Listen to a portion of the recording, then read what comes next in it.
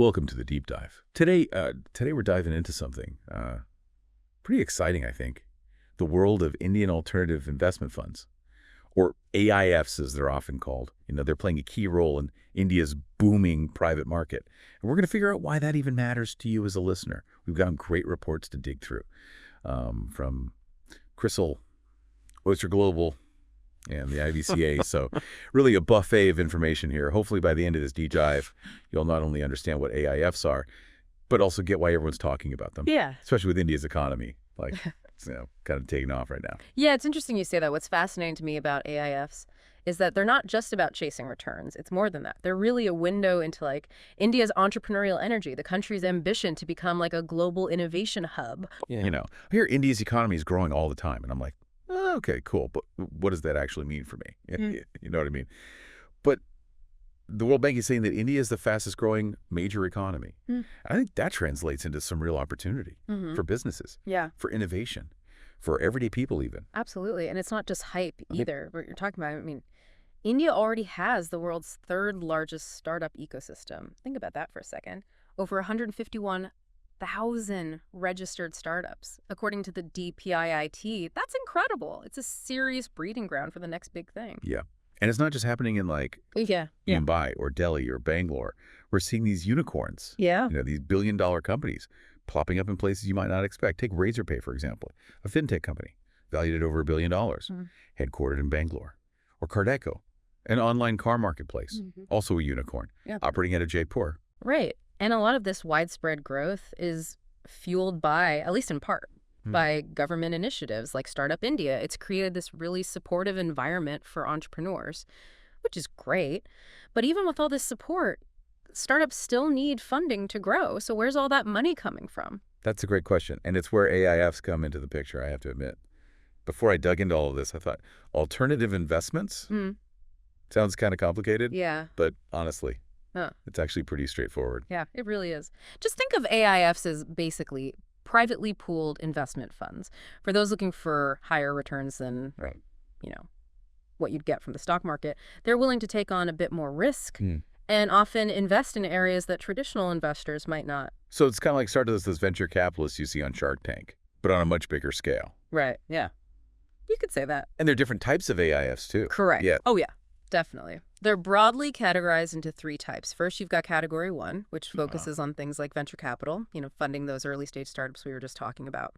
Then there's Category 2, which includes private equity real estate and other strategies that are a little less traditional. And finally, you have Category 3, which is where you find hedge funds and more complex strategies. Okay, so for this deep dive, we're mostly focusing on Category I and II AIFs because they're the ones that are really fueling the growth of the private market, especially those exciting tech and startup sectors everyone's talking about. Exactly. And the growth of these AIFs has been pretty staggering. I mean, according to SEBI, the total commitment to AIFs has skyrocketed something like 87 times over the past decade. Yeah. That's not a small change. That's an economic earthquake. Yeah. It really is. So everyone seems to be jumping on the AIF bandwagon. But are they actually delivering, are we talking real results here, not just hype? Are these AIFs actually outperforming the market? Well, let's look at the data. Crisil's analysis shows that AIFs have been consistently beating those public market benchmarks. They're generating what's called alpha, meaning they're providing higher returns for the same level of risk. Hold on. Let's unpack that alpha thing for a second. So it's not just about making money. It's about making more money. The same amount of risk you'd take elsewhere. Yeah, that's the general idea. Okay, so this isn't just a one-time thing. Not at all. We're seeing this outperformance across the board, from early stage funding all the way to growth and late stage ventures. So whether you're backing the underdog or betting on a more seasoned player, AIFs in India seem to be showing that they can deliver. Yeah. And it's important to remember that. It's not just about making money. It's about where that money is going.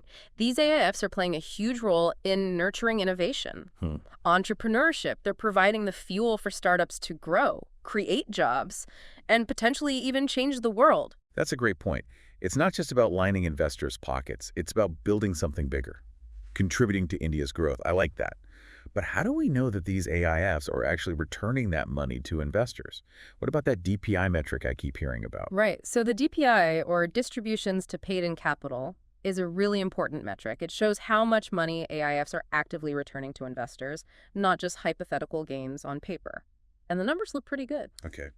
What are we talking about here? What are the numbers telling us? Well, Crisil found that over 80% of the AIF schemes they analyzed have already made distributions to investors. It's real money flowing back into the ecosystem. Wow. Okay. That's a strong indicator that these AIFs are actually walking the walk, not just talking the talk. It's about real value creation for investors and for the Indian economy as a whole. Yeah. But with all this talk about growth and returns, I have to ask, are there any downsides?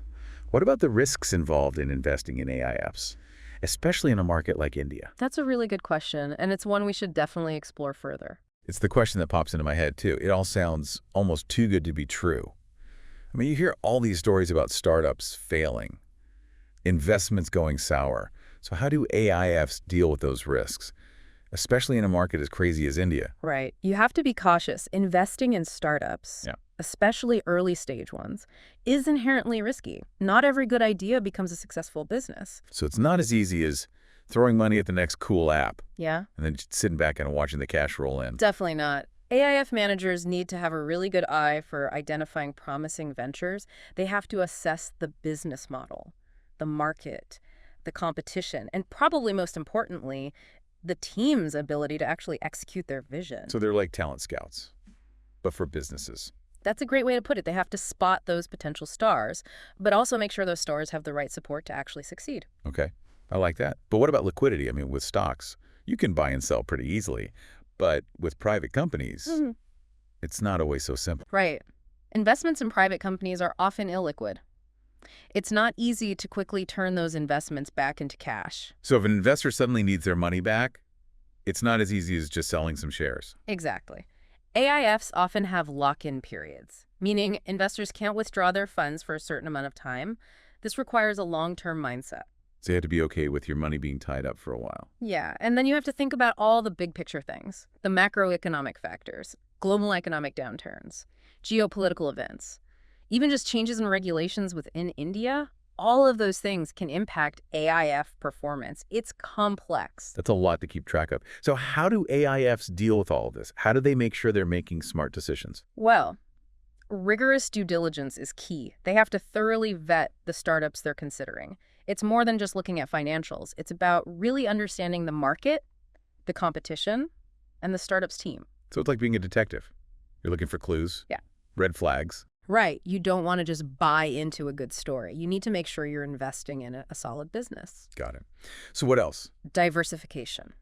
Spreading investments across different startups, different sectors, different stages of funding. That helps reduce the overall risk.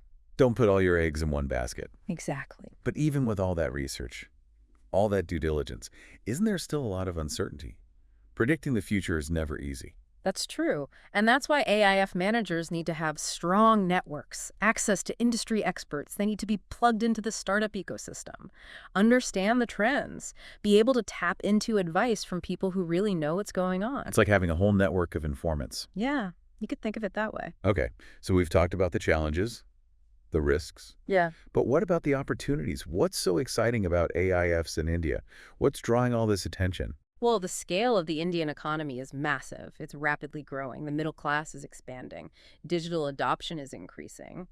And there's this huge young entrepreneurial population. There's a huge demand for innovative products and services. So it's like a gold rush. I like that analogy. But instead of gold, it's innovation.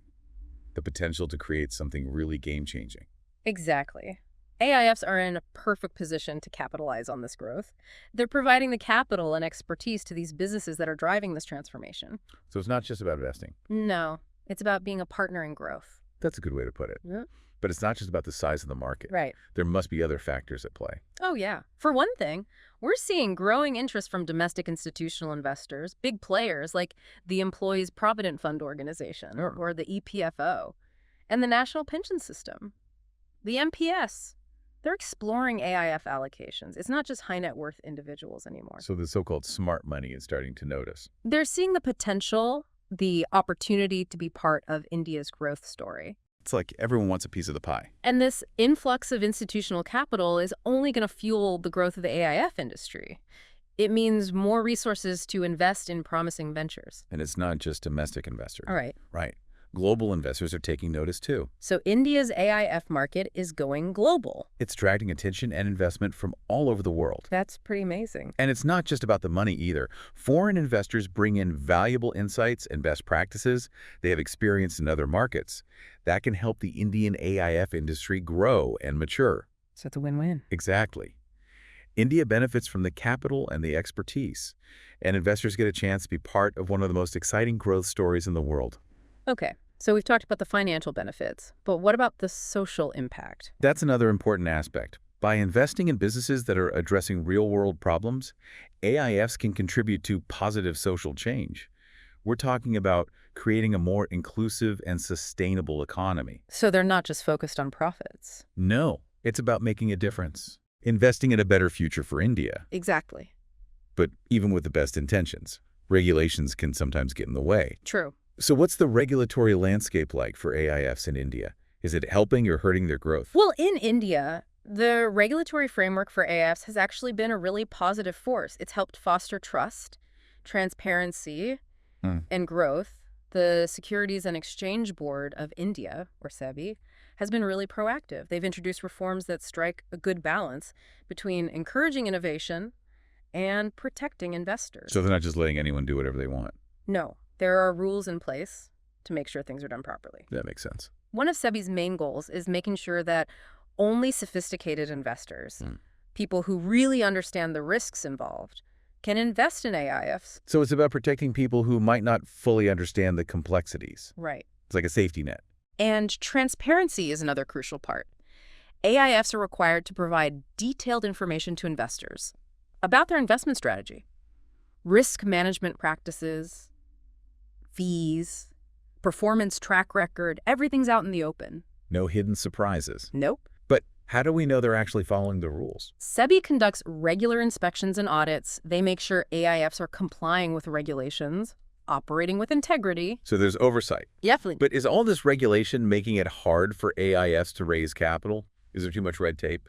It's always a balancing act, but SEBI has been pretty good about listening to feedback. They're making efforts to streamline processes, reduce the compliance burden. So it's about finding that sweet spot. Exactly. For example, they've introduced online portals for registration and reporting, standardized some of the documentation requirements, and clarified guidelines on overseas investments. Okay. So the system is getting better. It's a work in progress. But let's get back to the performance. We've talked a lot about the potential. But how are AIFs actually performing? Are they living up to the hype? Well, that's where the data gets interesting.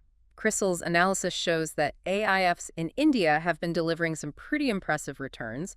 They're often outperforming traditional investments. So it's not just talk. Nope, we're seeing real gains. And this outperformance, It's not just limited to a specific type of AIF. We're seeing it across different stages of funding. so there's potential for strong returns. It seems that way. What about that DPI metric? Are AIFs actually distributing those profits back to investors? That's a great question. And according to CRISIL's analysis, a large number of AIF schemes have already made distributions. Some have even achieved DPI ratios of over 1. Wait, over 1. Does that mean they've returned more money than they initially received? It does. That's amazing. It really shows how skilled these AIF managers are. They're able to identify promising ventures, help them grow, and then successfully exit their investments. That's impressive. But what about the future? What are some of the big trends we should be paying attention to? Well, one interesting trend is the increasing focus on specialization. More and more AIFs are focusing on specific sectors, like technology, healthcare, renewable energy, even social impact. So instead of trying to do everything, Right. they're becoming experts in specific areas. Exactly. What else? We're also seeing a rise in co-investments, where AIFs team up with other investors, like institutional investors or family offices, to invest in larger ventures. This is about collaboration. Exactly. What are the benefits of that? Well, for one, it allows AIFs to access bigger deals, they can diversify risk, and leverage the knowledge and networks of all the investors involved. So everyone benefits. That's the idea. What about new investment approaches? Are AIs trying anything new? Oh, yeah. We're starting to see fund-to-funds structures where AIFs invest in other AIFs.